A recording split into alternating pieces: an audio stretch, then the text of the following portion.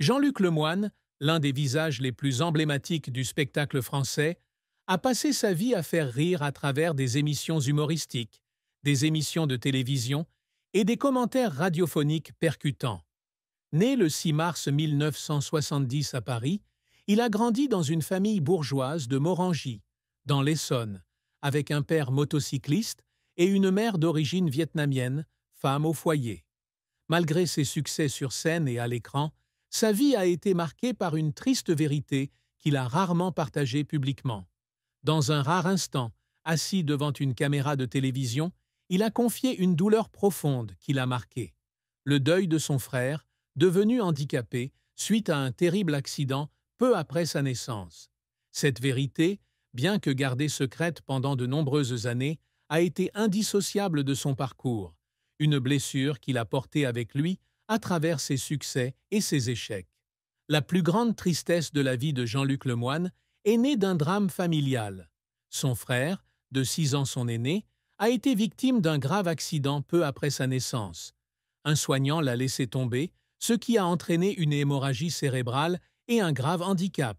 Cette histoire, qu'il a racontée pour la première fois à la télévision en 2025, a ému le public.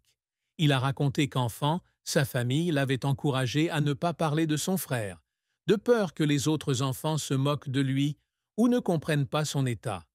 Cela l'a fait grandir avec le sentiment d'être enfermé dans une armure invisible, obligé de toujours garder un secret familial important. Cette tristesse est non seulement une perte personnelle, mais aussi un sentiment d'isolement face aux questions et aux regards indiscrets de son entourage. La famille de Lemoyne est un environnement aimant, mais aussi complexe. Sa mère d'origine vietnamienne, à la personnalité humble forgée par un environnement éducatif strict, lui a toujours appris à vivre modestement et à éviter l'arrogance. Cependant, l'événement tragique de son frère a laissé une ombre au tableau. Lemoyne s'est un jour décrit comme un enfant pansement, né pour apaiser la douleur de ses parents après l'accident de son frère. Mais ce rôle, bien que positif, s'accompagne d'une pression invisible. Il ressent le besoin d'être fort, toujours joyeux, pour compenser les difficultés rencontrées par sa famille. Cette tristesse n'est pas seulement due à la perte d'un frère en bonne santé, mais aussi au lourd sentiment de responsabilité qu'il porte depuis son plus jeune âge. Cette tristesse s'est amplifiée à mesure que Lemoyne grandissait et entrait dans le monde du spectacle, où il devait cultiver l'image d'un personnage drôle et insouciant. Garder secrète l'histoire de son frère, comme sa famille le lui avait recommandé, lui donnait parfois l'impression de mener 2 vies. Un homme joyeux en public et un homme avec une douleur cachée au cœur. Il a un jour confié que les paroles inconsidérées de ses amis d'enfance, comme les questions sur son frère ou les taquineries, le blessaient profondément. Bien qu'il ait appris à utiliser l'humour pour dissimuler sa douleur, ces moments de solitude dans l'obscurité l'ont néanmoins forcé à affronter la réalité. Sa famille avait été changée à jamais par un accident irréparable. La carrière de Jean-Luc Lemoyne a été un parcours haut en couleurs, de ses débuts sur la scène scolaire à sa position parmi les humoristes et animateurs les plus en vue de France. À 14 ans, il se tenait devant 800 élèves de son lycée de Longjumeau, faisant rire son premier public. Cette expérience fut comme une étincelle, déclenchant sa passion pour le théâtre. Bien qu'il ait étudié les sciences puis le commerce international à l'IUT de Sceaux, il a rapidement compris que son cœur appartenait aux arts. En 1991, il fonde avec 2 amis la troupe Les Cauchemars, se produisant au Café-Théâtre Le Haguep à Paris. Ce fut le début d'une carrière brillante, mais aussi pleine de défis. En 1993, Lemoyne commence à se produire sur de grandes scènes, comme le Théâtre des Blancs-Manteaux, et travaille avec des artistes célèbres comme Franck Dubosc. Il écrit et joue dans des courts-métrages et s'essaie à l'écriture d'émissions humoristiques sur Paris Première. Ses efforts jettent les bases de sa carrière télévisuelle lorsqu'il est invité par Laurent Ruquier à participer à l'émission On a tout essayé sur France 2 en 2001. Avec son sens de l'humour aiguisé et sa rapidité d'improvisation, Lemoyne devient rapidement un visage familier du petit écran, apparaissant dans des émissions comme On n'est pas couché et Touche pas à mon poste. Le Moine a connu son plus grand succès grâce à ses émissions humoristiques et ses talk-shows, tels que L'habit ne fait pas le moine et Le bureau des plaintes. Ces émissions, à la présentation intelligente et humoristique, ont attiré des millions de téléspectateurs. Il a également connu le succès avec des jeux télévisés comme Devine mon âge et Devine mon couple ou pas couple, où il a démontré sa capacité à créer un lien naturel et charmant avec le public. De plus, ses one-man shows, tels que Prolongation et Jean-Luc Lemoyne est inquiétant, ont été joués dans toute la France, suscitant rire et admiration du public. Sa carrière témoigne de ses talents multiples, d'acteur, de scénariste, d'animateur et de commentateur radio. Cependant, la carrière de Lemoyne n'a pas toujours été de tout repos. L'un des plus grands défis a été son conflit avec Laurent Ruquier, qui avait été son mentor.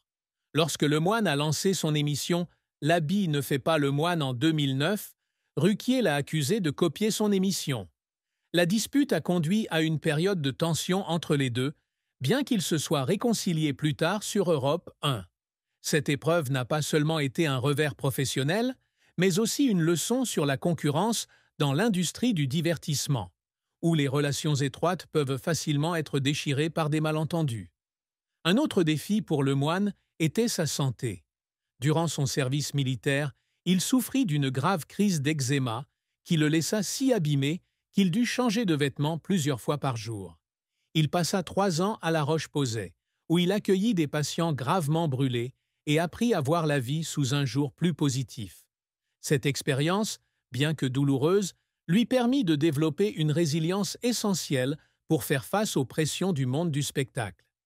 La pression du public et des médias constitua également un obstacle à sa carrière. Homme plein d'humour mais réservé, il était souvent confronté à des questions indiscrètes sur sa vie privée. Garder secrète l'histoire de son frère handicapé le rendait parfois isolé, même devant des millions de téléspectateurs. Les critiques sur son humour, parfois jugé trop acerbe ou controversé, représentaient également un défi. Cependant, Lemoyne trouva toujours le moyen de les surmonter avec intelligence et courage, transformant les difficultés en motivation pour aller plus loin. La plus grande tristesse de la vie de Jean-Luc Lemoyne fut l'histoire de son frère, un secret de famille qu'il garda pendant de nombreuses années. Il confia un jour que ne pas pouvoir parler de son frère, comme sa famille le lui avait ordonné, lui donnait l'impression d'être enfermé dans une cage invisible. Les paroles insouciantes des autres enfants, comme la curiosité ou les taquineries, le blessaient profondément.